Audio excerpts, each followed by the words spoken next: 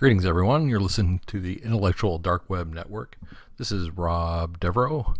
Greetings out there in YouTube land, podcast, anywhere in the world. Just wanted to reach out and welcome everybody to the page.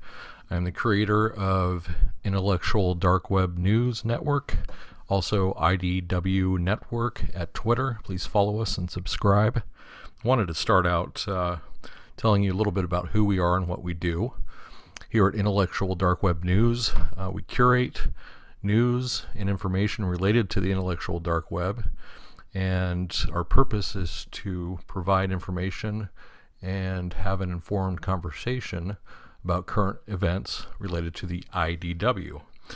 So a special thanks out to Eric Weinstein for his creation of the ideology and all of the members that are within it, those spoken and outspoken. I wanted to get involved with this personally, just because I'd been involved a year ago. I'm a graduate PhD student at an American university, and was involved in a Title IX process that basically ruined my life. I'd worked very hard for the past 10 years after serving in the military, and wanted a college career in academics, and found myself on the sour end of an accusation with Title IX proceedings. If you're not familiar with Title IX, what happens on college campuses, there's plenty of information out there on the web.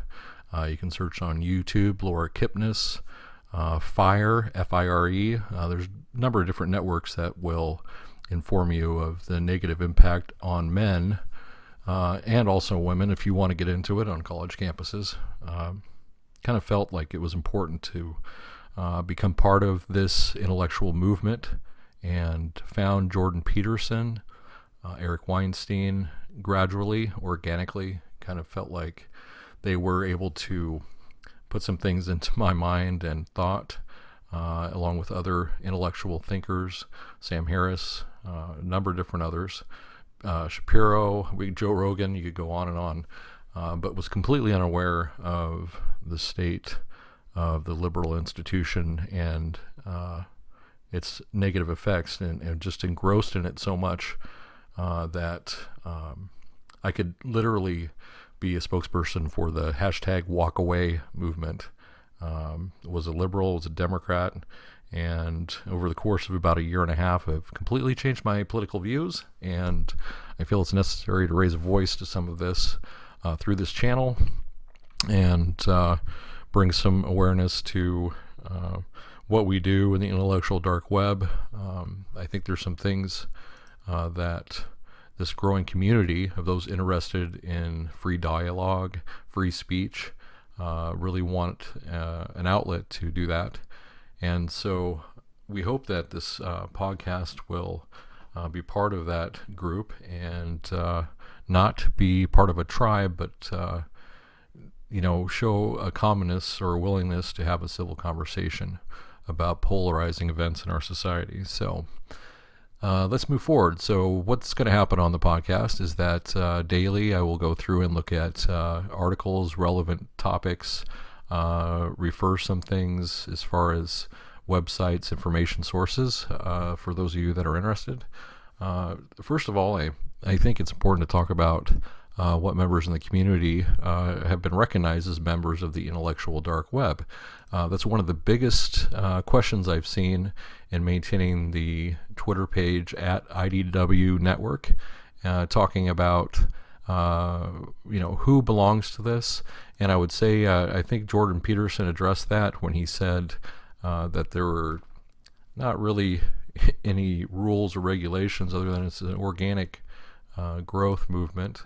But I have created a temporary list, and I'm including that on the YouTube page and some different things and trying to get that out there. But I want it to be open so people can kind of freely suggest members. I kind of go down a list I mean, and it's an international effort. That's one thing that's really amazing. I mean, you have Sydney Watson in Australia, Lindsay Shepard in Canada, Jordan B. Peterson, of course, Candace Owens, some other sites, the Prim Reaper, Nathan Allen Pirtle, Ashton Whitty, Honey Badger Radio is a good one, Joe Rogan Experience, Claire Lehman, Laura Kipnis, as I mentioned before, Turning Point USA. You look at some other people here. Christina Hoff Summers is an excellent source as well.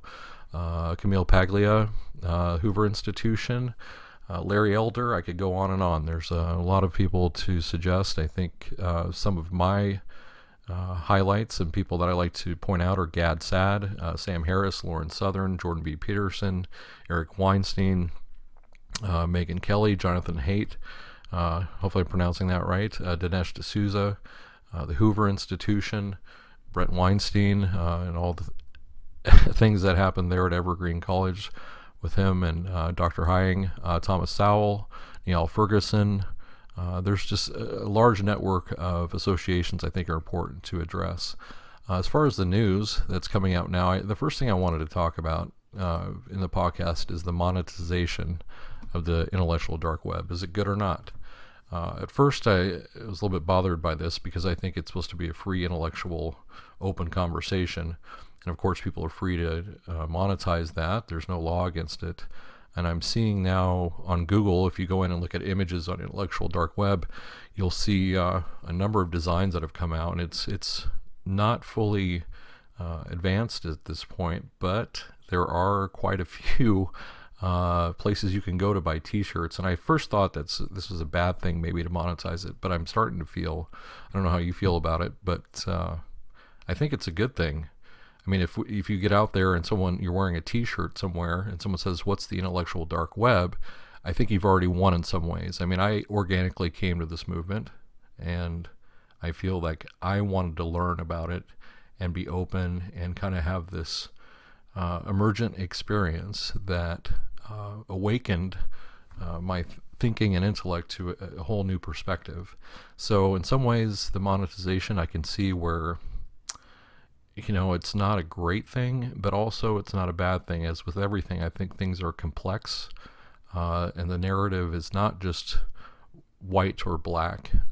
There's sort of this middle ground, and I think that some of this is okay. I don't know what you think. If you want to leave some comments about the monetization of the effort and selling products related to it, I'd be interested to hear. So the first place that I like to go is the intellectual dark web on Reddit. And you can find that at r/intellectual dark web. And there's about 2.1 subscribers now, usually about 30 to 50 people online. And it's a really good string. There's no ad hominem attacks. It's run by u/Dave and Friends and Cod Heaven, and it's actually a pretty decent site. There's some comments there, and certainly would appreciate your support. So one of the first articles that I saw recently that's on Medium, which may or may not be a shill media source, but looks like Andrew Sweeney wrote this, and it's called The Intellectual Dark Web and the Deschooling of Society. And in it, Sweeney looks about the effect of Ivan Illich's promoted deschooling of society, and his thesis is that the podcast or YouTube phenomena, which this podcast is a part of, is inadvertently deschooling society in the way that Illich predicted. The essence of it, I think, is more of the effect of tribes as being an efficient human model for flourishing and good education, and then versus a small group of people is more human than a mob, is what he says. And there's some interesting discussion on tribalism, and I kind of point people to that on Medium. And he does attribute the I.D.W. label to Eric Weinstein, but actually it does seem like it's not actually shill. It looks legitimate as far as Sweeney puts a disclaimer out there that we're no longer the movement is a gateway drug to the alt-right. I think a lot of the news media would like to point that out, but there are so many different members that are on the left or classic liberal side. Ben Shapiro has pointed this out. Jordan B. Peterson has pointed this out. The success in the heterodoxy points to a group that is well-rounded, neither white nor black, and I think the quality of the article is worthwhile, and I would recommend it on Medium as well. And another article by Jacob Simek, again on Medium, is the intellectual dark web should help expand the moral circle and shrink the extremism circle. He starts out by mentioning that civilization progresses by expanding the moral circle over history.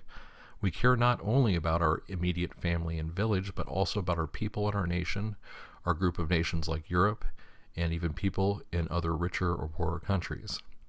In the Western democratic and industrialized countries, we managed to expand rights for women, ethnic and religious minorities, and more recently also for sexual minorities. And then he goes on to say, if we imagine that what will our grandchildren in the future perceive as moral failings of our times, one can probably mention farm animal suffering, homelessness, mental health, drug war, and massive incarceration, extreme poverty. This is a really long sentence. And the suffering of war refugees. Again, there seems to be through Medium and talk about tribalism, some different things here. But I think part of the intellectual dark web movement is it is a form of tribalism in some ways. But is there something that we called healthy tribalism or group association? I'm not a psychologist. I'm more of a historian. But I would say that transformation throughout time has occurred through people grouping together, and especially when it surrounds free speech in our current historical context, I think that there's a positive to be taken from that. So a few other things I wanted to point out on the first broadcast. I'm trying to keep this brief, but some other places I would say that are great intellectual dark web podcasts if you want to check them out. Waking Up with Sam Harris. That's a good start if you're just kind of new to the I.D.W. movement. Joe Rogan Experience. Joe's very balanced. He's got a great sense of humor. He's not a guy I would mess with, but I really have a lot of respect for. Ben Shapiro. A lot of respect for Ben. And again, Ben's different. I'm more of a Christian conservative, but Ben actually, if all things considered, Ben is somebody I have a lot of respect for, and just has been somebody that's influenced my thought quite a bit. Also, Dave Rubin at the Rubin Report. That's definitely a site where we, free speech is espoused, and I believe that Dave is tired of political correctness, and again, he's diverse in a lot of ways compared to some of the members, but the Rubin Report is a great place to go. Of course, Jordan B. Peterson podcast, he offers some things. There's some subscription levels through Patreon, some different things you can actually have some benefit to joining his programs and some of the things he offers. I would highly suggest just looking at some of his YouTube videos related to Maps of Meaning, his first publication there, and then 12 Rules for Life. Another favorite of mine is the Sad Truth podcast by Gad Sad, and he's professor of marketing at Concordia University and research chair in evolutionary behavioral sciences and Darwinian consumption in Montreal. But it's not necessarily, the podcast is managed by Gadfella, not Professor Gad Sad, but nonetheless it kind of follows some of his work, and you can find Gad Sad at Gad Sad on Twitter and on YouTube, and he has his own broadcasts there as well. Also the Nick, forgive me, I'm going to try this out, Mark Garrison podcast. He's a former Kerrang! Radio and LBC presenter, and Nick McGarrison's fortnightly podcast is a continuation of his eclectic radio career. So Cult of Nick, if you've heard of that. And one of the newer ones that's interesting is So to Speak, the free speech podcast. and they indicate that they take an uncensored look at the world of free expression through personal stories and candid conversations. They do new episodes every other Thursday. And then there's also the Intellectual Dark Web, a deeper perspective through Rebel Wisdom. That's rebelwisdom.co.uk. And that's more of a curated, collected site. But I found this is also through, I think someone from Medium might be doing this, but I think it's a well-balanced podcast, and Rebel Wisdom seems to have a lot of information for those that are interested in the IDW. And, you know, a lot of these articles, I mean, you can go on every day. I mean, MSNBC just had an article on the intellectual dark web and having civil debate with Barry Weiss and Eddie Glaude Jr. There's, you know, relative wealth of information. One of the more interesting sites from the Billings Gazette, I mean, you can be Billings, Montana. The news is getting out there, and it said the dark web making inroads. That's at thebillingsgazette.com. A lot of it is more, I don't want to say it's clickbait, but I mean, and there's definitely a movement. I mean, this is a pretty short article on Billings Gazette. I think it's aimed at print, but I'll just read it to you. It's only 3 paragraphs. It says, when cutting-edge public intellectuals compare podcasts and streaming to the Gutenberg revolution, we ought to take notice. At the forefront of an online movement referred to as the intellectual dark web are academics Jordan Peterson and Weinstein brothers, commentator Dave Rubin, former Islamist Majid Nawaz, feminist Christina Hoff Sommers, and even MMA legend Joe Rogan. Thousands, let alone millions, of book sales or journal citations is exceptional. For these podcasters and live streamers, these numbers are not the norm, and they are growing. Right under the surface of the internet mainstream is a countercultural movement. I don't know if it's necessarily countercultural. I think, for me, I'm just interrupting the text here, I think it's a movement of people that didn't know where to go. I mean, I experienced a living hell through going through Title IX procedures on campus and not having due process, or just having someone accuse me of something so heinous, and really didn't have the ability to face an accuser or defend myself. I would argue that there's probably a large number of men that have gone through something like this that are joining the movement. You can see it from the walk away. I just think it's a collective band of brothers and sisters who have found this new technology to communicate and are coming together outside of the media, outside of normal press outlets, and finding themselves to have a voice like I'm able to on this podcast. And the article goes on to say that the intellectual dark web emphasizes viewpoint diversity, the embracing of technology, and civil discourse, although some consider them viral ideologues. That's a new one I'm going to have to write down. Viral ideologues. Sounds like academies. Okay. Who feed off disenfranchised white men. Their impact on Western society and thought is increasing significantly. I don't know about that English. Barriers to both disseminating and accessing information are lower than ever. Cultural and intellectual undergrounds have traditionally found success by being the best at getting people to tune in to what they're saying. The intellectual dark web, having been the first movement to find its genesis at the margin of the internet mainstream, has fine-tuned its online infrastructure for a long-awaited cultural offensive. We'll see if the cat's waiting outside of the mouse hole. Ethan Holmes. Okay, well, I don't know what that last sentence is about, Ethan. Do support your ideologue kind of comment. Or your article. It seems to be interesting enough that I'll probably post it up to the Twitter page. But this is more of an example of like the clickbait, and maybe along the same lines what's happening with the monetization of IDW. Reporters, news outlets are trying to grasp, I think as Dr. Peterson has said, their death knell, their reaching, trying to include themselves in this movement. But I don't understand, barriers to both disseminating and accessing information are lower than ever. Okay, we have more access to information than we've ever had before. That might be arguable. I think maybe you would say that more people have access to the information than ever before.